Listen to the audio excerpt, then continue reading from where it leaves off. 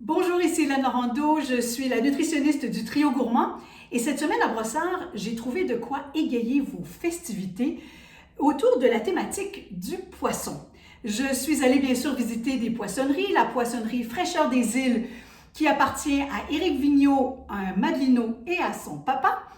La poissonnerie Odessa également et un endroit tout à fait étonnant parce que lorsqu'on pousse la porte, on pénètre dans un univers qui nous fait voyager. C'est le marché Fourchette et ça se trouve que c'est une épicerie russe.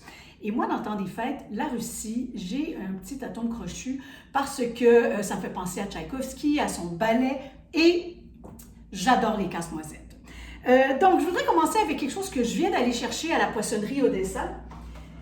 Et c'est un beau plateau d'huîtres, 2 douzaines d'huîtres, magnifiques, toutes des huîtres canadiennes, c'est la saison, c'est festif, vraiment pas compliqué, les gens sont heureux, il y a quelque chose qui fait vraiment fête à manger des huîtres, et ces huîtres ont ceci de particulier que moyennant un léger supplément, le poissonnier va les écaler pour vous, et tout ce que vous aurez à faire, c'est de retirer l'écale du dessus, pour découvrir de belles huîtres charnues. Ici, j'ai 4 variétés, toutes des huîtres canadiennes, Malpec, Lucky Lime, Raspberry Point. Écoutez, ils ont 35 variétés d'huîtres.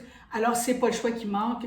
Vous allez vous régaler et vos invités aussi. Donc, ça commence bien. On pourrait accompagner aussi nos huîtres de petits canapés et j'aimerais vous en proposer quelques-uns, toujours dans une thématique poisson. J'ai un beau pain au levain de Moscou, un pain russe, ici, que je vais utiliser pour, comme base, comme support, pour mes canapés de poisson. Il y a une astuce que j'aimerais vous donner. Lorsque vous préparez des canapés que vous allez déposer sur une base de pain. Alors, on pourrait enlever les croûtes si on veut faire un petit excès de coquetterie. Sinon, ça fait un peu plus rustique et c'est tout aussi bon. Alors, je retire les croûtes. Ça, on garde ça, on met ça au four une dizaine de minutes et ensuite au robot et ça nous fait une belle chapelure très goûteuse. L'astuce est la suivante. Avant de mettre votre crème sûre, votre fromage à la crème, votre petite mayonnaise au curry ou ce que vous aimez sur le pain, vous devez d'abord le badigeonner d'un peu de beurre. Pourquoi? Parce que le beurre va agir comme une barrière pour isoler, si vous voulez, la partie tendre du pain de la garniture qui est un peu plus humide. Donc, vous faites ça sur le pain avant de le couper ensuite en petits, en taille format canapé. Ici, je vais les couper en 4. Qu'est-ce qu'on pourrait utiliser sur ce pain? Bon, alors je vous ai mentionné les bases. Ensuite, on veut ajouter soit un peu de croquant, une petite pointe d'acidité. Alors, ça pourrait être une rondelle de cornichon, quelques capres, une rondelle de radis, un zeste d'agrumes, une petite rondelle d'œuf cuit dur. Et c'est encore plus joli si vous avez des œufs de caille parce qu'ils sont vraiment de taille plus petite. On pourrait aussi, donc vraiment ce que vous avez dans votre frigo, dans vos armoires, allez-y selon votre inspiration. Comme base, on peut aussi utiliser ces mini tartelettes qu'on nous vend dans le commerce qui sont prêtes à garnir. Et pour alterner aussi, parce que souvent on mange à l'apéro beaucoup de pâtes feuilletées, des canapés un peu plus riches, beaucoup de pain. Donc, je préfère équilibrer, si vous voulez, mon assiette de présentation avec d'autres supports que du pain. Alors, ça c'est le plus évident, vous le connaissez, le concombre qu'on va trancher en tranches pas trop fines parce qu'on veut être capable de le prendre dans l'assiette et de supporter aussi ce qu'il y aura par-dessus. De belles feuilles d'endive, c'est toujours agréable, c'est frais et on garnit la pointe et ça se mange très facilement.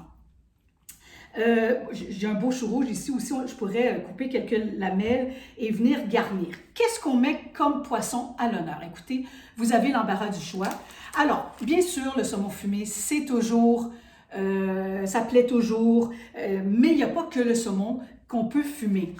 Aux îles de la Madeleine, on a du très beau maquereau, un poisson d'ici, un beau poisson gras, très savoureux. Ici, il est fumé au poivre.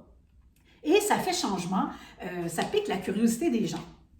Nos belles petites crevettes nordiques, c'est parfait pour des canapés. D'abord parce que ça vient d'ici, c'est une pêche durable et la taille des crevettes est parfaite pour une verrine, pour une cuillère, pour un canapé.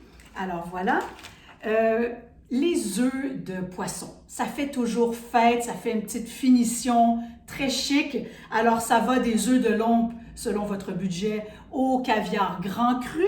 Et les poissonneries vous en proposent plusieurs variétés. Ici, j'ai des œufs de mulet qui viennent d'Espagne. Voilà, donc ensuite vous sortez vos belles assiettes, vos belles planches d'ardoise, vos plateaux de service et puis, hey, champagne!